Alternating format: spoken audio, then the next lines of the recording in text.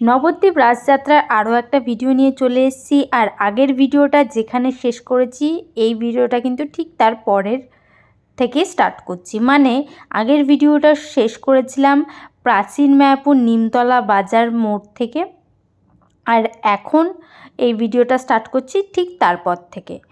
তো যারা আমার আগের ভিডিওটা দেখোনি অবশ্যই কিন্তু ভিডিওটা দেখে নিও। আগের ভিডিওতেও কিন্তু অনেক স্পেশাল থিম এবং বিভিন্ন অভিনব প্রতিমা আমি তোমাদের দর্শন করানোর চেষ্টা করেছি। তো এইবারও সেম চেষ্টাই করব রুট ম্যাপ সহ।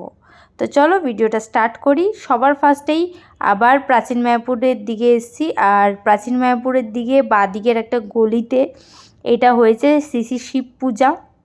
আর এই শিব ঠাকুর দেখে আমরা সোজা চলে এসেছি প্রাচীন মায়াপুর মোড়। আর একদম প্রাচীন মায়াপুর মোড়েও হয় আরও একটা শিব পূজা। আর এই শিবের উচ্চতা প্রায় 22 থেকে 24 ফুট। আর এই শিব কিন্তু প্রতি বছর আলাদা আলাদা রূপে পুজো করা হয়। এই বছর যেমন একটা শান্ত শিবের মতো লাগছে দেখতে, এরকম কোনোবার রুদ্র শিব এইরকমভাবে পুজো করা হয়। আর আমি তো প্রায় অনেকক্ষণ ধরে শুধু এই শিবকেই দেখছিলাম। তারপরে দেখো দুই পাশে যে নন্দী ভৃঙ্গি রয়েছে, তার যে চোখটা আমার খুব ভালো লেগেছে। সে একটা তেচরা নজরে মানে চাওয়া হয় না, সেই রকম একটা লুক দিয়েছে, যেটা আমার খুব ভালো লাগছিলো। সেটা তোমাদেরকে দেখালাম। এরপর আমরা যাচ্ছি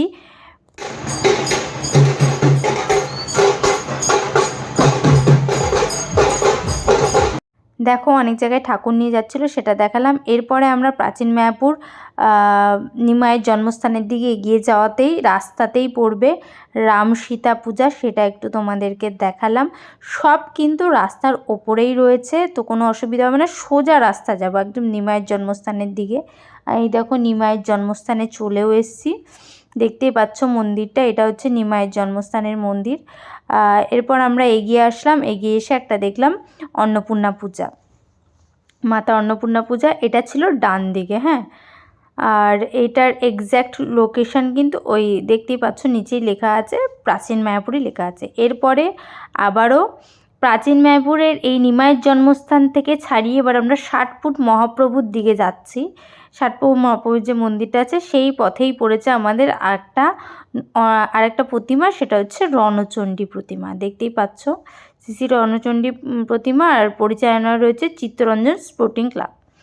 আর এই যে লাইটিং ধরে এগিয়ে যেতে হবে, এই দিকে এতটা দূরে যাওয়ার একটাই উদ্দেশ্য, আর সেটা হচ্ছে এই যে চক্ররাস। এই যে চক্ররাসটা তোমরা দেখতে পাচ্ছ, এটা কিন্তু রাউন্ড রাউন্ড ঘোরে, কিন্তু ওনারা এখন ঘোরাবে না। ওনাদেরকে আমি রিকোয়েস্ট করেছিলাম ঘোরানোর জন্য, ওনারা বলছেন না, ওনারা আড়ংয়েই ঘোরাবে। তো যেদিন আড়ং হবে, মানে আজকে বৃহস্পতিবার, আমাদের এখানে শনিবার হচ্ছে আড়ং। তো সেই আড়ংয়ে তোমাদের এই প্রতিমাটা যদি আমি দেখতে পারি তো তোমাদেরকে দেখাবো, কারণ প্রচুর প্রতিমা একসাথে আড়ংয়ে বেরোয়। তো সেইভাবে কনফার্ম বলতে পারবো না যে এই প্রতিমাটা দেখতে পাবো কি না, কারণ এত প্রতিমা একসাথে বেরোয় না, সব প্রতিমা দেখা হয় না।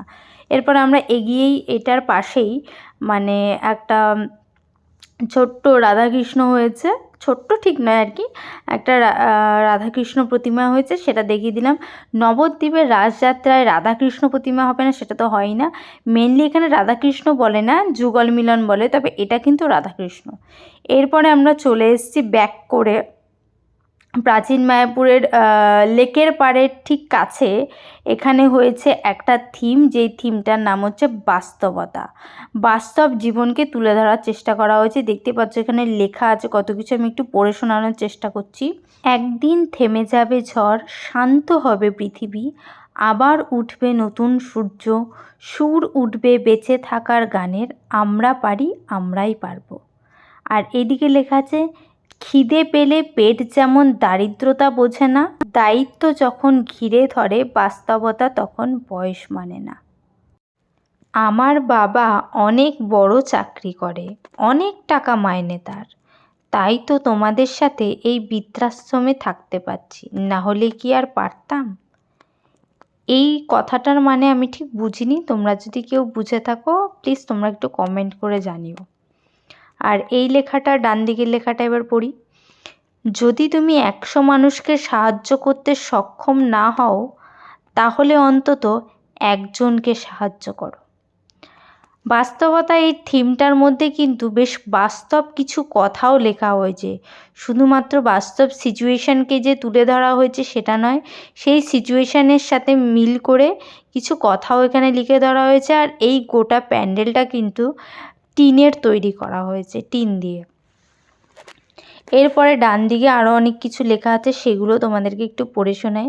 চাকরিটা পেলেই ইএমআই করে আগে গাড়ি নেব, বাবা মাকে নিয়ে ঠাকুর দেখব। নাতিটাকে ভারী দেখতে ইচ্ছা করে, কিন্তু কি করব বল। জানিস তো মানুর মায়ের অবস্থাটা, আজকাল আমার গিঁটে ব্যথাটাও বেড়েছে। অসাধারণ কিছু বাস্তব লেখা। সন্তান জন্মের যন্ত্রণাটা পেলাম, সুখটুকু পেলাম না। চা খেয়ে তৃষ্ণা মেটানোর মতো চা বিক্রি করে পুরো পরিবারের তৃষ্ণা মেটাতে পারি যেন।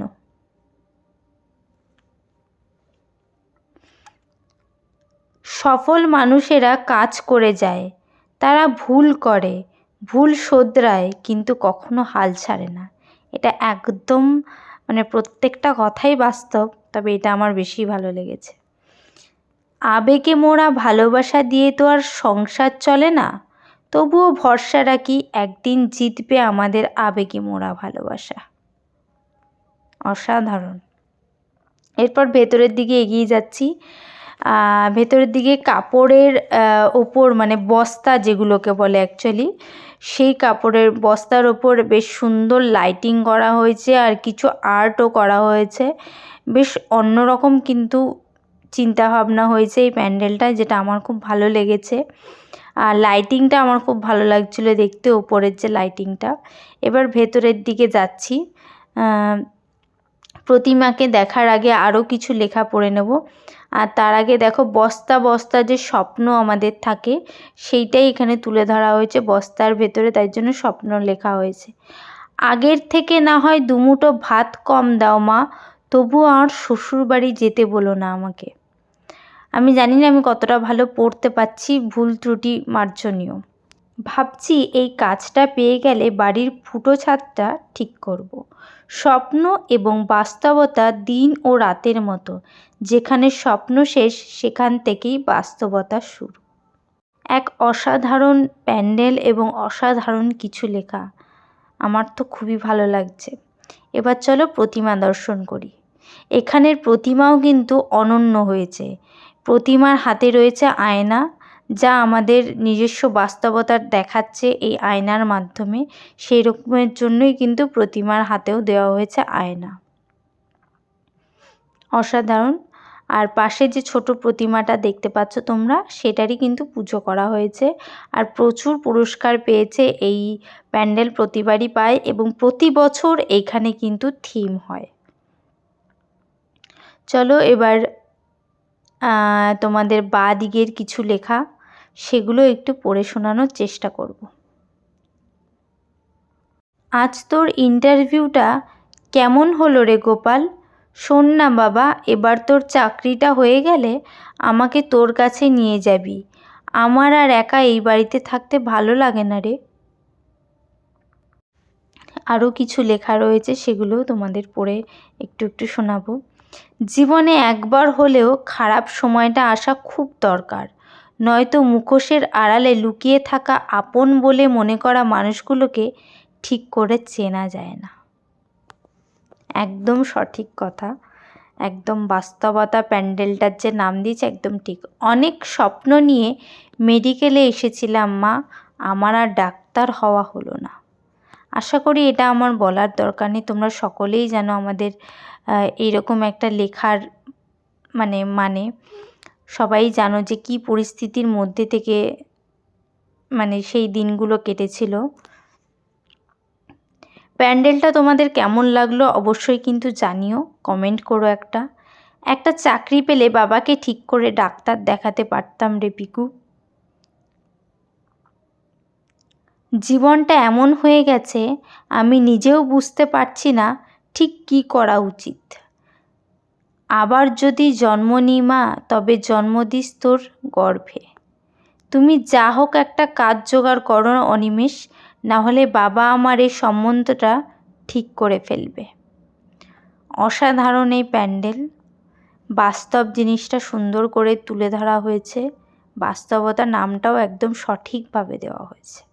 চলো এবার এগিয়ে যাই আমরা পরবর্তী প্যান্ডেলের দিকে। পরবর্তী প্রতিমা আমাদের দেখতেই পাচ্ছ রাস্তায় কীরকম ভিড়। পরবর্তী প্রতিমা হচ্ছে লেককালী মাতা পূজা, আর এটা কিন্তু লেকের পাড়েই হয়। এই লোকেশানটাকে লেক রোডও বলা হয়। এরপরে আমরা চলে যাব আমাদের পরবর্তী প্রতিমার দিকে। এই রাস্তা ধরেই এগিয়ে যাচ্ছি আমরা, আনন্দকানন পার্কের দিকে এগিয়ে যাচ্ছি।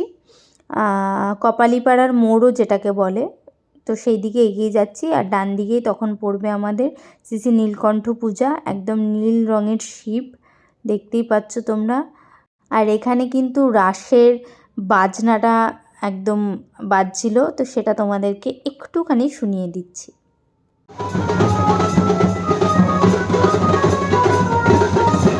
কপালীপাড়ার মোড় থেকে এবার ডান দিক বরাবর আমরা হসপিটালের রোডের দিকে এগিয়ে যাচ্ছি বা প্রতাপনগর বাজারের দিকে এগিয়ে যাচ্ছি। তখনই ডান দিকে পড়বে এই শিব পার্বতী পূজা, সেটা তোমাদেরকে একটু দেখিয়ে দিলাম।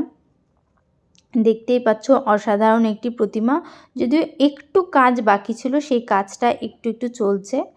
এরপরে আমরা চলে এসেছি মণিমালার মাঠে। মণিমালার মাঠেও একটা পুজো হয়, তো সেটা তোমাদের সাথে শেয়ার করব বলে আসলাম। প্রতাপনগর বাজার অবধি যে কটা আছে প্রতিমা সেগুলো তোমাদের সাথে শেয়ার করব। এখানে হয়েছে মা অন্নপূর্ণা প্রতিমা, অসাধারণ একটি প্রতিমা, খুব মিষ্টি মায়ের মুখটা। অন্নপূর্ণা মাতা দর্শন করে এবার আমরা এগিয়ে যাচ্ছি প্রতাপনগর বাজার, মানে একদম বাজার মোড়ে যে প্রতিমাটা হয় সেটা হচ্ছে রণচণ্ডী প্রতিমা। আর এই প্রতিমা কিন্তু এবার রাস কার্নিভালে থাকছে, অসাধারণ একটি প্রতিমা। আজকের ভিডিওটা আমি এখানেই শেষ করছি। আরও কিছু রাসের ভিডিও আসছে, প্রচুর ভিডিও আসছে। যারা যারা আমার চ্যানেলে প্রথমবার আসছে চ্যানেলটা সাবস্ক্রাইব করে দিও। আর হ্যাঁ, ভিডিওগুলো ভালো লাগলে লাইক কমেন্ট শেয়ার করে দিও। আজকের মতো এইটুকুই, টাটা।